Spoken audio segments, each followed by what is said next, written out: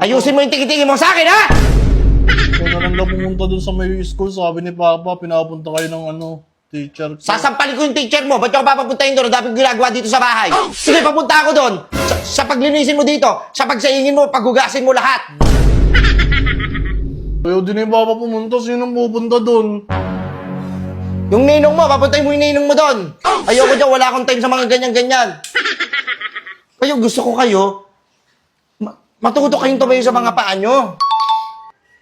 Yung hindi mo na kami kailangan.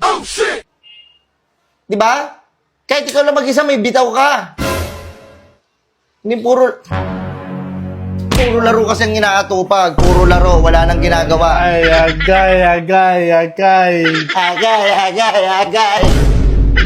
Tag mo, agay.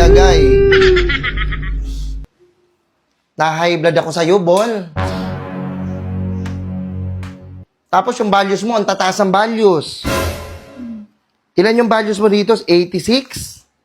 86. Ang galing, very good naman yung anak ko. Dumapa ka nga. Bakit? Ang taas na nga yan Pati na yung English ko mataas yan. Ayoko na ng Pilipino. Tapos may nakuha kang award. Papakitin ako dun sa stage. Most behave. Tahimik lang ako dun Alam, pinakamatahimik ka ba sa buong mundo?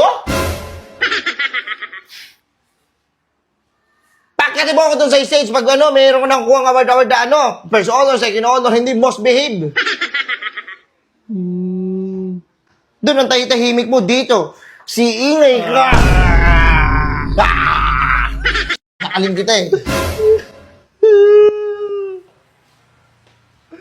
Doon ka sa kwarto ba, hindi ka lalabas isang buwan.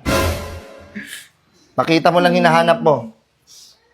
Nalaro muna kami doon. O sige, maglaro ka. Paglaruan natin to.